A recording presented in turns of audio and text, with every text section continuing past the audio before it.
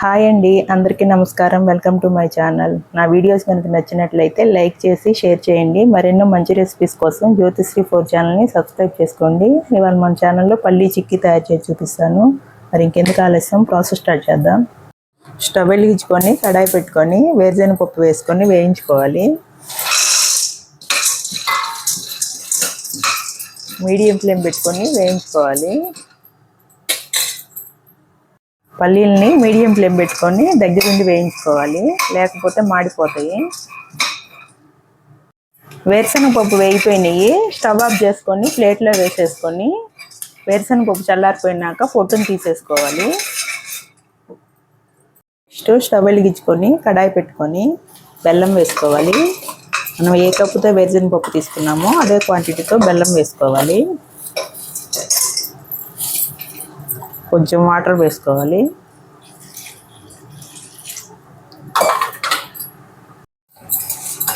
బెల్లం కరిగించుకోవాలి.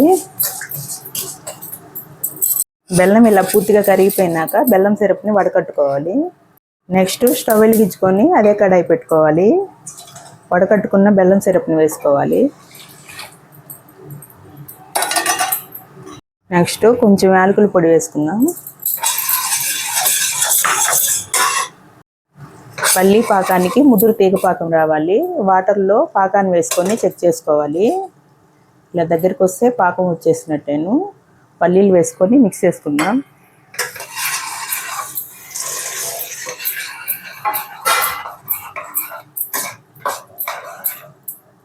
నెక్స్ట్ ఒక అర స్పూన్ నెయ్యి వేసుకుందాం. నెయ్యి వేసుకొని మిక్స్ చేసుకోవాలి. పాకం ఇలా దగ్గరికి వచ్చి నురగలాగా వస్తే పాకం రెడీ అయిపోయినట్టేను. స్టవ్ ఆఫ్ చేసుకుందాం. ఇలా బటర్ పేపర్ మీద కానీ ప్లేట్కి నెయ్యి రాసుకొని కానీ వేసుకోవాలి. పాకాన్ని వేసుకొని ఇలా స్ప్రెడ్ చేసుకోవాలి.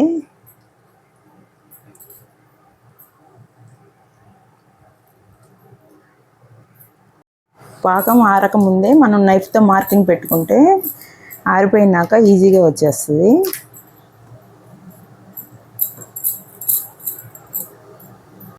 టేస్టీగా ఉండే పల్లీ చిక్కీ రెడీ అయిపోయింది. ఈ పల్లీ చిక్కీ కనుక మీకు నచ్చినట్లయితే మీరు కూడా తయారు చేసుకొని టేస్ట్ ఎలా ఉందో కామెంట్లో చెప్పండి. Thank you for watching.